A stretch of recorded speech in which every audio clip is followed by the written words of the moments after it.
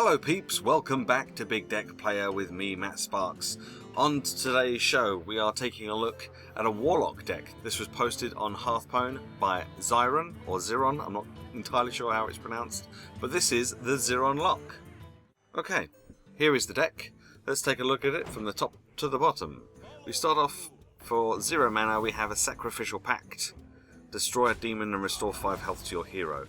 Now, it's unlikely that you'll be coming up against that many Warlocks, because Warlocks don't seem to be that common on ladder at the moment. It's certainly from an EU standpoint.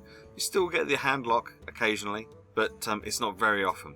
Obviously, if you do come up against a Warlock, you will kind of want to keep that just in case they pull like Mal'Ganis or Jaraxxus. We have a Zombie Chow. Zombie Chow is a must for your mulligan, but you've only got one. So if you don't get it within the sort of like first 3 or 4 turns, you might not want to play it at all. At 2 mana we have 2 Dark Bombs. 2 mana for 3 damage. You can use this on anything. It can go face or you can use it for minions. Also at 2 mana we have 1 Ironbeak Owl for a little bit of silence, because sometimes you need it. Especially against those handlocks, as I mentioned earlier. I've come up against a couple of them recently, and an Ironbeak Owl is good for the Twilight Drakes, reducing them back down to their natural 1 health. The last of our 2 mana minions, we have 2 Mistress of Pain. So whenever this minion deals damage, restore that much damage as health to the hero. Now to begin with, they only hit for 1, so you're only going to regain 1 health, and your opponent will normally try and take these out fairly quickly. If you're coming up against mages, Mistress of Pain might not be that great to get out too early, just because of stuff like Flame Cannon, Frostbolt and Ping. You know, any kind of direct damage dealing spells is going to obviously take care of the Mistress of Pain, and you're not going to get any heal from that because the Mistress of Pain doesn't deal damage. But we do have some things in the deck that can make it better.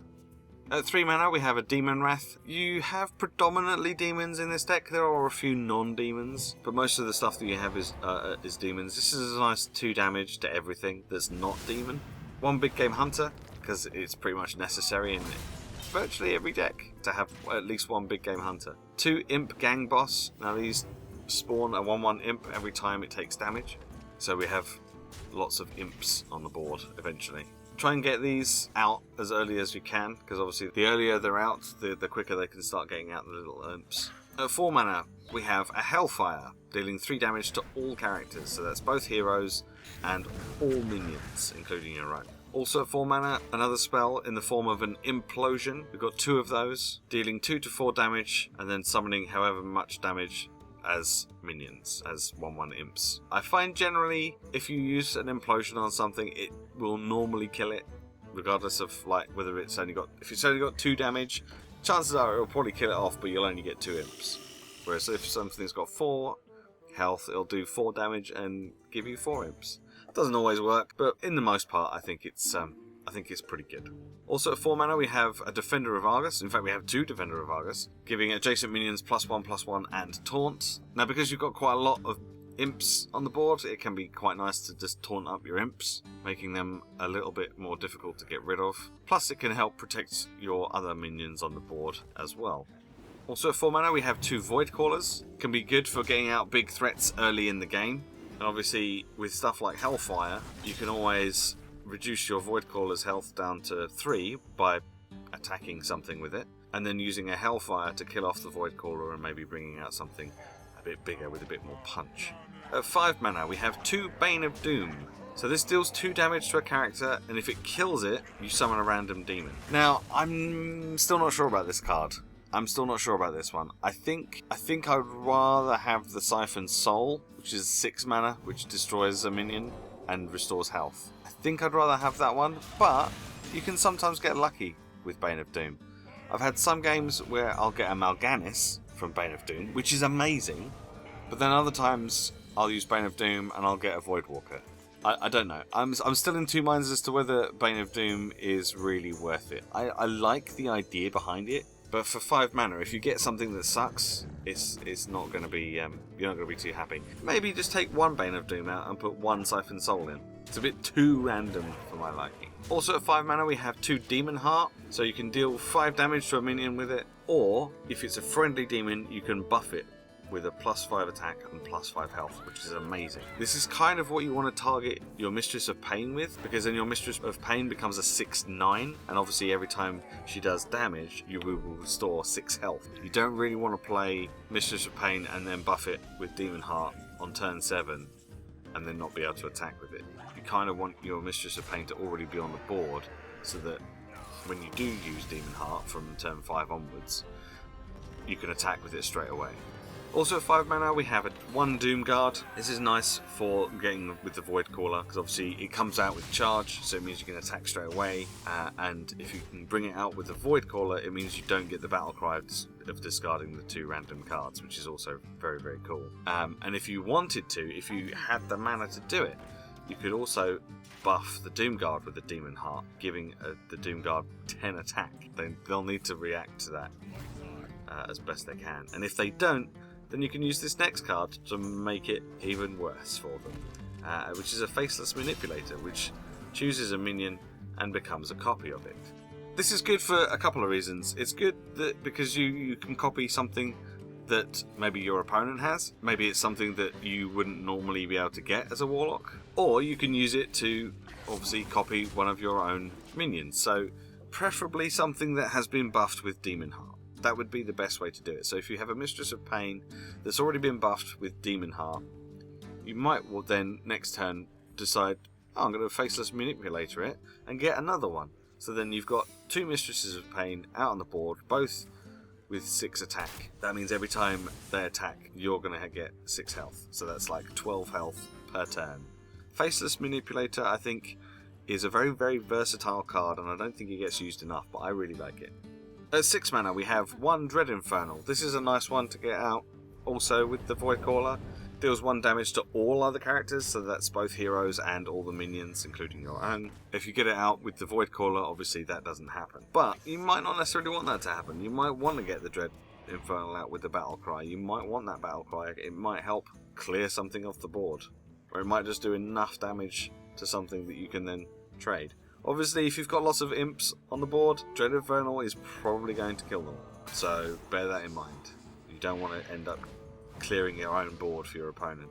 Also at 6 mana we have an Emperor Thaurissan, reducing the cost of your cards at the end of each turn by 1, which is very, very nice, which means you can get things out earlier, you can get more things out per turn. This could be another one that you decide to Faceless Manipulator.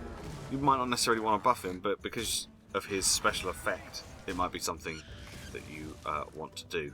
Also at 6 mana we have a Sylvanas Windrunner. Obviously Sylvanas, everyone knows what Sylvanas does by now. On her death rattle takes control of a random enemy minion. This again could be one that you want to use a Faceless Manipulator on. You might want 2 Sylvanas. We have a Dr. Boom, because it's Dr. Boom and he's in pretty much every single deck. So there you go. I'm not even going to talk about Dr. Boom. I talk about him almost every week. And then we've got the 2 class legendaries. At 9 mana we have Lord Jaraxxus, which replaces the hero, and you get Lord Jaraxxus instead. So he has 3 attack with a weapon. I think it's got 8 durability on it. You get 15 health, so obviously you don't want to use this too early. If you've got lots of health, if you've been regenerating health with Mistress of Pain, probably don't want to use Jaraxxus. Use Jaraxxus if you're under 10 health maybe. And obviously it changes your hero power as well, so instead of being able to draw cards, you can use 2 mana to spawn a 6/6 Infernal. And then last but not least, we have a Mal'Ganis, making you immune to all damage, so you can life tap as much as you like while Mal'Ganis is alive, and it won't cost you any health. And it gives all your other demons +2 attack and +2 health. That includes any demons, any imps you might get from Implosion or the Imp Gang Boss. Any of those still up will get the extra 2 attack and 2 health. Also, Mistress of Pain. You can regain health while you're immune, so you can heal up with Mistress of Pain while you're immune. You just can't take damage. So that's really nice. This might be also another one to Faceless Manipulator, because then your demons will have +4/+4, and they will have to take out this Mal'Ganis and the other Mal'Ganis in order to be able to do damage to the hero, so that could be quite cool too.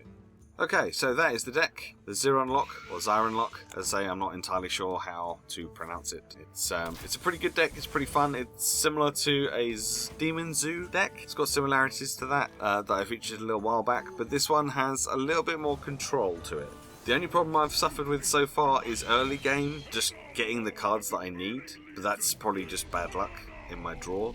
I've not had the best of luck with card draw, but I don't think that's necessarily a reflection of this deck. I think this deck can work pretty well. As per usual, there will be a link in the description which will take you to Hearthstone so you can check out this deck for yourself. Pop over there, give it a thumbs up, give it a plus rating. I think this is a pretty fun deck if you haven't played a Warlock deck for a while, or maybe you just need a Warlock deck for a daily quest. This could be a nice way of being able to do it. If you play this deck, let me know how you get on. If you make any videos using this deck, feel free to link them to me, I'll be sure to check them out. If you have any suggestions for future decks, again, feel free to link them to me and I will be sure to check them out. Otherwise, I will see you next week for some more Big Deck Player. Thanks very much for watching, I'll see you next time, bye bye.